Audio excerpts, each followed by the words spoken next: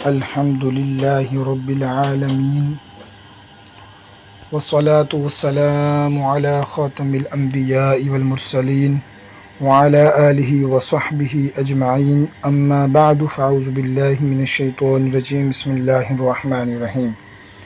حضور پر نور شافی یوم النشور صلی اللہ علیہ وسلم کی بارگاہ میں ادب و احترام سے جھوم جھوم کر درود و سلام کا نذرانہ پیش کیجیے۔ آئیے پڑھتے ہیں اللہم صلی وسلم وبارک علی سیدنا و مولانا و حبیبنا محمد وعلی آلہ و صحبہ اجمعین۔ برادران اسلام، آج ہم مکہ مکرمہ کی فضیلت کے بارے میں سنتے ہیں۔ مکہ مکرمہ وہ مقدس شہر ہے جہاں رسول اکرم صلی اللہ علیہ وسلم کی ولادت باسعادت اور پرورش ہوئی۔ یہیں سے دین اسلام کا سورج پوری آب و تاب سے چمکا۔ مصطفیٰ جان رحمت صلی اللہ علیہ وسلم پر سب سے پہلے وحی بھی یہی نازل ہوئی۔ اسی شہر مکہ میں مسلمان حج و عمرہ کی سعادت حاصل کرنے کے لیے دنیا بھر سے حاضر ہوتے ہیں۔ اس کی زیارت کے لیے دن رات تڑپتے اور دعائیں کرتے ہیں۔ اسی مبارک شہر میں مسلمانوں کا قبلہ یعنی بیت اللہ شریف، مقام ابراہیم، صفا مروہ اور آب زمزم ہے۔ یہ وہ مبارک جگہ ہے جہاں سے نزول قرآن کا سلسلہ شروع ہوا۔ اسی شہر میں خلفائے راشدین اور دیگر صحابہ کرام رضی اللہ تعالی عنہم نے دین اسلام کے لیے بے پناہ قربانیاں دیں۔ یہ وہ مبارک جگہ ہے جہاں دن رات رحمت الہی کا نزول ہوتا ہے۔ مکہ مکرمہ کی شان و عظمت کا سبب کیا ہے؟ عزیزان محترم، مکہ مکرمہ وہ سرزمین امن و امان ہے جو ساری دنیا کے لیے ہدایت و رہنمائی کا سر چشمہ ہے۔ اس مبارک شہر کی شان و عظمت کا اندازہ اس بات سے لگائیے کہ اللہ رب العالمین نے قرآن کریم میں اس شہر امن کی قسم ارشاد فرمایا لا اقسم بهذا البلد وانت حل بهذا البلد، مجھے اس شہر مکہ مکرمہ کی قسم کہ حبیب آپ اس شہر میں تشریف فرما ہیں۔ صدر الفاضل علامہ سید نعیم الدین مراد آبادی اور رحمۃ اللہ علیہ فرماتے ہیں کہ اس آیت مبارکہ سے معلوم ہوا کہ عظمت مکہ مکرمہ کو سید عالم صلی اللہ علیہ وسلم کی رونق افروزی کی بدولت حاصل ہوئی۔ میرے محترم بھائیوں، غور و فکر کا مقام ہے کہ اس مبارک شہر میں صفا و مروہ کی پہاڑیاں ہیں، آب زمزم کا کنواں ہے، مقام ابراہیم ہے اور سب سے بڑھ کر یہ کہ یہاں کعبۃ اللہ شریف ہے۔ لیکن اللہ تعالیٰ نے ان میں سے کسی مقام کی قسم یاد نہیں فرمائی، صرف مکہ مکرمہ کی قسم یاد فرمائی، اور اس کی وجہ بھی خود ہی بیان فرمائی کہ حبیب صلی اللہ علیہ وسلم آپ اس شہر میں تشریف فرما ہیں، اس لیے مجھے اس شہر کی قسم۔ علاوہ ازیں عالم ارواح میں نبی کریم صلی اللہ علیہ وسلم ہمیشہ سے سب سے افضل و اعلیٰ اور برتر و بالا رہے، اور یہ چیزیں اللہ تعالیٰ کے علم میں پہلے سے تھیں کہ مصطفیٰ جان رحمت صلی اللہ علیہ وسلم کی اسی شہر امن و امان میں ولادت ہوگی، اور یہیں سے اعلان نبوت فرما کر آپ صلی اللہ علیہ وسلم اپنے تبلیغ کی سرگرمیوں کا آغاز فرمائیں گے۔ رسول اکرم صلی اللہ علیہ وسلم کی خاطر آپ کی تشریف آوری سے قبل ہی مکہ مکرمہ کو آپ صلی اللہ علیہ وسلم کے صدقہ تو فعل و فضیلت بخش دی۔ امام اہل سنت امام احمد رضا خان علیہ رحمۃ الرحمن نے اس امر کی طرف اشارہ کرتے ہوئے کیا خوب ارشاد فرمایا، وہ خدا نے ہے مرتبہ تجھ کو دیا، نہ کسی کو ملے نہ کسی کو ملا، کہ کلام مجید نے خواہشہ تیرے شعر و کلام و بقا کی قسم۔ حضرات گرامی، مکہ مکرمہ جیسے مبارک اور پرامن سرزمین کو جو فضیلتیں حاصل ہیں وہ روئے زمین کسی شہر کو حاصل نہیں۔ خالق کائنات کا سب سے پہلا گھر بیت اللہ شریف بھی اس شہر میں ہے۔ ارشاد باری تعالیٰ ہے ان اول بیت وضع للناس للذی ببکۃ مبارکا وہدی للعالمین، سب سے پہلا گھر جو لوگوں کی عبادت کے لیے مقرر ہوا وہ ہے جو مکہ مکرمہ میں ہے، برکت والا اور سارے جہاں کا رہنما۔ اس مبارک شہر میں اللہ تعالیٰ کی متعدد واضح اور کھلی نشانیاں ہیں جو اسی کے حرمت و فضیلت پر ولاد کرتی ہے۔ ارشاد باری تعالیٰ ہے فیہ آیات بینات مقام ابراہیم، اس میں کھلی نشانیاں ہیں ابراہیم کے کھڑے ہونے کی جگہ۔ اس آیت مبارکہ کے تحت تفسیر مدراک اور تفسیر خازن میں ہے کہ ان نشانیوں میں سے بعض یہ ہے کہ وحوش جنگلی جانور ایک دوسرے کو حرم میں ایذا نہیں دیتے، حتیٰ کہ کتے اس زمین میں حرم پر حملہ آور نہیں ہوتے، وہاں شکار نہیں کرتے، اور لوگوں کے دل کعبہ معظمہ کے لیے اس قدر بےتاب رہتے ہیں کہ صرف اس کی طرف نظر کرنے سے ان کے آنسو جاری ہو جاتے ہیں۔ ہر شب جمعہ ارواح اولیاء اس مبارک گھر کے گرد حاضر ہوتے ہیں، اور جو کوئی اس مبارک گھر کی بے حرمتی کا قصد کرے برباد ہو جاتا ہے۔ انہی نشانیوں میں سے مقام ابراہیم وہ چیزیں بھی ہیں جن کا آیت مبارکہ میں بیان فرمایا گیا۔ صفا اور مروہ کی پہاڑیاں جہاں حاجی صاحبان سعی کرتے ہیں وہ بھی اللہ تعالیٰ کی نشانیوں میں سے ہے جو شہر مکہ میں واقع ہے۔ ارشاد باری تعالیٰ ہے ان الصفا والمروة من شعائر اللہ فمن حج البیت او اعتمر فلا جناح علیہ ان یطوف بہما۔ صفا اور مروہ اللہ کی نشانیوں میں سے ہے، تو جو اس گھر کا حج یا عمرہ کرے اس پر کچھ گناہ نہیں کہ ان دونوں کے پھیرے کرے۔ عزیزان من، مکہ مکرمہ کی حدود حرم امن و سکون کا گہوارہ ہے۔ جو اس کے اندر داخل ہو جاتا ہے محفوظ مامون رہتا ہے۔ ومن دخلہ کان آمنا، جو اس حرم میں آئے امان میں ہو، یہاں تک کہ اگر کوئی شخص قتل و جنابت کر کے حرم میں داخل ہو تو وہاں نہ اسے قتل کیا جائے نہ اس پر حد قائم کی جائے۔ ایک اور مقام پر ارشاد ہوا اولم یروا انا جعلنا حرما آمنا ویتخطف الناس من حولهم، کیا انہوں نے یعنی اہل مکہ نے یہ دیکھا کہ ہم نے مکہ مکرمہ کو حرمت والی زمین پناہ دی اور ان کے آس پاس والے لوگ اچک لیے جاتے ہیں، قتل و گرفتار کر لیے جاتے ہیں۔ حضرت ذی وقار مکہ مکرمہ کی تعظیم و تکریم اور اس کی حرمت و فضیلت کا اندازہ اس بات سے لگائیے کہ اس کی حدود حرم میں خون بہانا تو درکنار، درخت تک کاٹنے کی اجازت نہیں۔ حضرت سیدنا ابو شرح ادوی رضی اللہ تعالیٰ عنہ سے روایت ہے، رسول اللہ صلی اللہ علیہ وسلم نے ارشاد فرمایا اللہ تعالیٰ نے مکہ مکرمہ کو حرم قرار دیا ہے اور اس لوگوں نے حرم قرار نہیں دیا، لہٰذا جو کوئی اللہ تعالیٰ اور روز قیامت پر ایمان رکھتا ہے اس کے لیے مکہ میں خون بہانا جائز نہیں، اور نہ ہی اس کے لیے مکہ کے کسی درخت کو کاٹنا جائز ہے۔ اگر کوئی شخص مکہ میں فتح مکہ کے موقع پر رسول اللہ صلی اللہ علیہ وسلم کے قتال کو اپنے لیے حجت بنائے تو اس سے کہہ دو کہ اللہ تعالیٰ نے اپنے رسول کو مکہ میں قتال کی اجازت دی تھی، تمہیں اجازت نہیں دی، اور مجھے یعنی رسول اللہ صلی اللہ علیہ وسلم کو بھی دن کی صرف ایک ساعت گھڑی کے لیے اجازت دی تھی، اور آج اس شہر مکہ کی حرمت کل کی طرح پھر سے لوٹ آئی ہے، اور چاہیے کہ جو یہاں موجود ہے وہ غیب یعنی غیر موجود لوگوں تک یہ حدیث پہنچا دے۔ سیدنا ابن عباس رضی اللہ تعالیٰ سے روایت ہے کہ نبی کریم صلی اللہ علیہ وسلم نے ارشاد فرمایا اللہ تعالیٰ نے اس شہر مکہ مکرمہ کو آسمانوں اور زمین کی تخلیق کے وقت ہی سے حرمت والا بنا دیا تھا، لہٰذا حرمت الہی کی وجہ سے یہ شہر قیامت تک حرمت والا ہی رہے گا۔ عزیزان محترم، رسول اکرم صلی اللہ علیہ وسلم کو مکہ مکرمہ سے بے پناہ محبت، انس اور لگاؤ تھا۔ سیدنا ابن عباس رضی اللہ عنہ فرماتے ہیں کہ سرور کونین صلی اللہ علیہ وسلم نے ہجرت مدینہ کے وقت مکہ مکرمہ سے مخاطب ہو کر فرمایا اے شہر مکہ، تو کتنا پاکیزہ شہر اور مجھے کتنا محبوب ہے، اگر میری قوم مجھے یہاں سے جانے پر مجبور نہ کرتی تو میں تیرے سوا کہیں اور سکونت اختیار نہ کرتا۔ عزیزان محترم، مسلمانوں کا قبلہ بیت اللہ شریف مکہ مکرمہ میں ہے۔ ساری دنیا کے مسلمان اس کی طرف منہ کر کے نماز ادا کرتے ہیں اور حج عمرہ کے موقع پر جی بھر کے اس کی زیارت اور خوب طواف کرتے ہیں۔ اللہ رب العزت کے اس پاکیزہ اور مقدس گھر کا طواف بڑی برکتوں، رحمتوں اور بخشش و مغفرت کا ذریعہ ہے۔ حضرت سیدنا عبداللہ بن عباس رضی اللہ عنہ سے روایت ہے، تاجدار رسالت صلی اللہ علیہ وسلم نے ارشاد فرمایا جس نے 50 بار خانہ کعبہ کا طواف کیا وہ اپنے گناہوں سے اس طرح پاک ہو گیا جیسے وہ اپنی ماں سے آج ہی پیدا ہوا ہو۔ میرے محترم بھائیوں، مکہ مکرمہ کی فضیلت کی ایک وجہ حجر اسود بھی ہے۔ یہ جنت سے لایا گیا وہ مبارک پتھر ہے جو بروز قیامت مسلمانوں کی شفاعت کرے گا اور ان کے حق میں گواہی دے گا۔ حسیدہ طیبہ طاہرہ عائشہ صدیقہ رضی اللہ تعالیٰ عنہ سے روایت ہے، نبی کریم صلی اللہ علیہ وسلم نے ارشاد فرمایا اس پتھر حجر اسود کو خیر پر گواہ بنا لو، کیونکہ یہ قیامت کے روز شفاعت کرنے والا ہے اور اس کی شفاعت قبول بھی ہوگی۔ اس کی ایک زبان اور 2 ہونٹ ہیں، یہ ہر اس شخص کی گواہی دے گا جس نے اس کا استحلام کیا ہوگا۔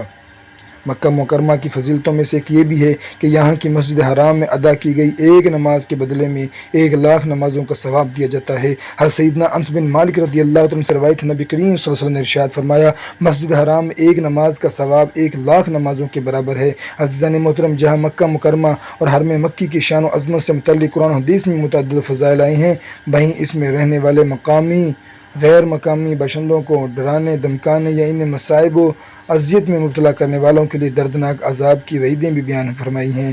ارشاد باری تعالیٰ ہے، ان الذین کفروا ویصدون عن سبیل اللہ والمسجد الحرام الذی جعلناہ للناس سواء العاکف فیہ والباد ومن يرد فيه بإلحاد بظلم نذقه من عذاب علیم۔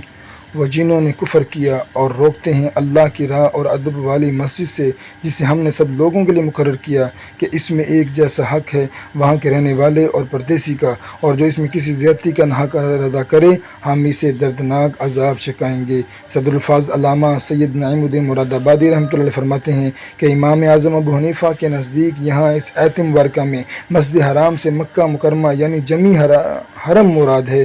اس تقدیر پر معنی یہ ہوں گے کہ حرم شریف شہری اور پردیسی سب کے لیے یکساں ہیں، اس میں رہنے اور ٹھہرنے کا سب کو حق ہے، اس میں کوئی کسی کو نکالے نہیں۔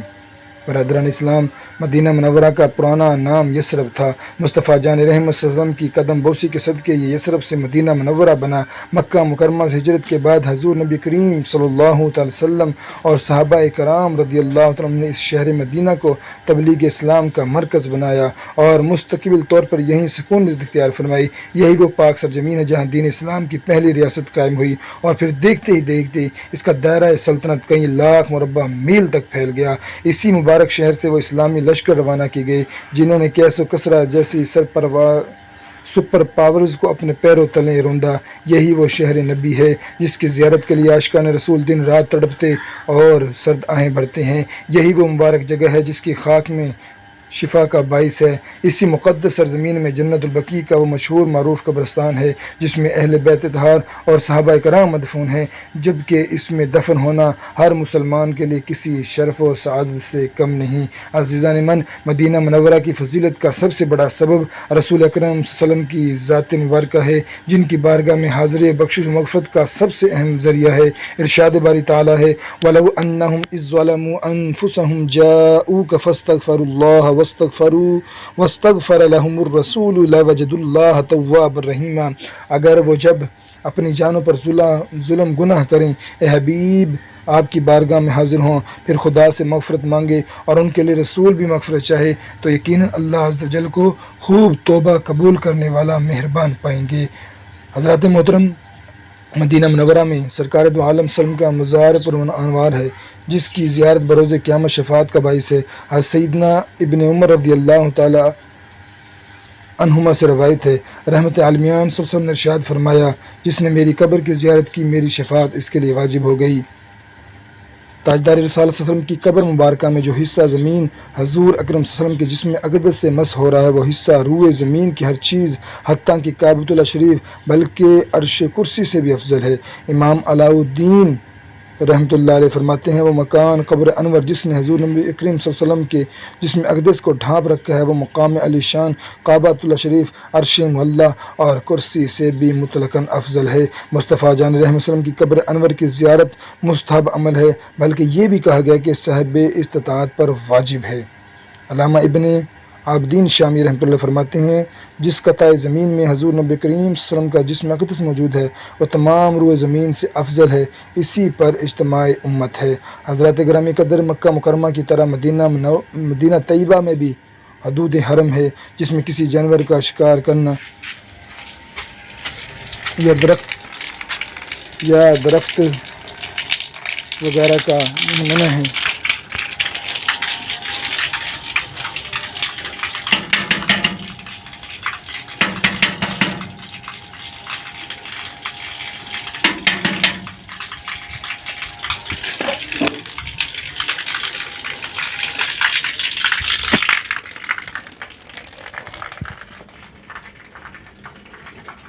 ایک اور مقام پر حضرت سیدنا مصر بن عمرہ رضی اللہ عنہ فرماتے ہیں کہ میں نے حضرت سہل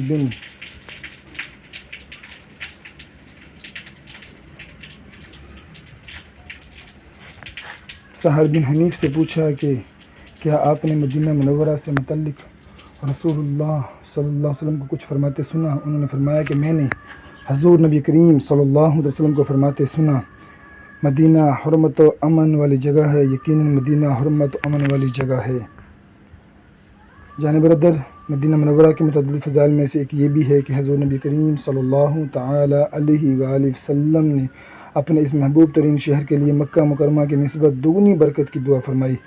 سیدنا انس بن مالک رضی اللہ تعالیٰ عنہ سے روایت ہے، نبی کریم صلی اللہ تعالی وسلم نے بارگاہ خداوندی میں عرض کیا، اے اللہ، جتنی برکت مکہ میں رکھی گئی مدینہ منورہ کو اسے دگنی برکت عطا فرما۔ میرے محترم بھائیو، مدینہ منورہ کی فضیلتوں میں سے ایک یہ بھی ہے کہ یہاں ادا کی گئی ایک نماز کے بدلے میں 50,000 نمازوں کو اجر و ثواب دیا جاتا ہے۔ حضرت سیدنا انس بن مالک رضی اللہ عنہ سے روایت ہے، نبی کریم صلی اللہ علیہ وسلم نے ارشاد فرمایا، کسی شخص کا اپنے گھر میں نماز ادا کرنا ایک ہی نماز کے برابر ثواب ہے، اور اپنے قبائل یا محلے کی مسجد میں نماز کا ثواب 25 نمازوں کے برابر ہے، اور جامع مسجد میں نماز ادا کرنا 500 نمازوں کے برابر ہے۔ مسجد اقصیٰ اور میری مسجد نبوی میں نماز کا ثواب 50,000 نمازوں کے برابر ہے۔ حضرات گرامی قدر، روزہ نبی سے بالکل متصل ریاض الجنہ یعنی جنت کی کیاری ہے۔ اس بارے میں حضرت سیدنا ابو ہریرہ رضی اللہ عنہ سے روایت ہے، تاجدار ختم نبوت صلی اللہ علیہ وسلم نے ارشاد فرمایا، میرے گھر اور میرے ممبر کے درمیان کی جگہ جنت کی کیاریوں میں سے کیاری ہے، اور میرا ممبر میرے حوض کوثر پر ہے۔ میرے محترم بھائیو، مدینہ منورہ میں مرنا بھی بڑے شرف اور سعادت کی بات ہے۔ حضرت سیدنا ابن عمر رضی اللہ عنہ سے روایت ہے، سرور کائنات صلی اللہ علیہ وسلم نے ارشاد فرمایا، جس سے ہو سکے کہ مدینے میں مرے تو وہ مدینے ہی میں مرے، کہ جو مدینے میں مرے گا میں اس کی شفاعت فرماؤں گا۔ میرے عزیز دوستو، ابتدائی اسلام میں جس طرح دین اسلام کے ماننے والے صرف مدینہ منورہ تک محدود تھے، قرب قیامت میں بھی اسی طرح ہوگا، اور دین اسلام کے ماننے والے دجال اور مختلف فتنوں سے بچنے کے لیے مدینہ منورہ تک محدود ہو جائیں گے۔ حضرت سیدنا ابو ہریرہ رضی اللہ عنہ سے روایت ہے، خاتم النبیین صلی اللہ علیہ وسلم نے ارشاد فرمایا، ایمان مدینہ منورہ میں سکڑ کر ایسے پناہ لے گا جیسے سانپ اپنے بل میں سکڑ کر اور اکٹھا ہو کر پناہ لیتا ہے۔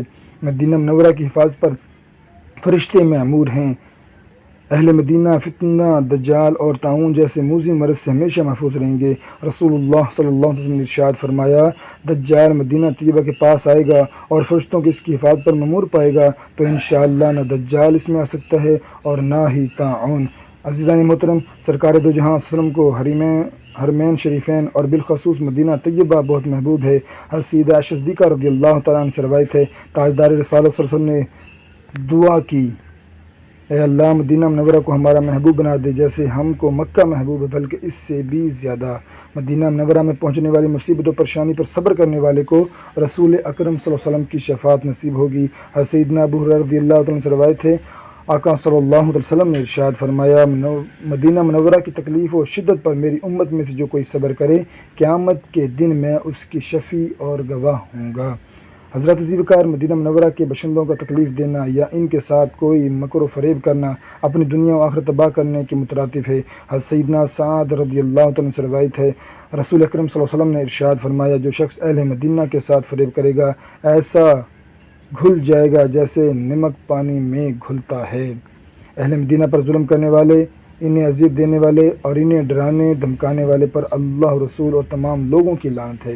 حضرت سیدنا عبداللہ بن عمر رضی اللہ عنہ سے روایت ہے، سرور کائنات صلی اللہ علیہ وسلم نے ارشاد فرمایا، اے اللہ، جو اہل مدینہ پر ظلم کرے اور انہیں ڈرائے تو اسے خوفزدہ کر دے، اور اس پر اللہ کی فرشتوں کی اور تمام لوگوں کی لعنت ہو۔ اللہ تعالیٰ اس کا نہ فرض قبول کرے گا نہ کوئی نفل۔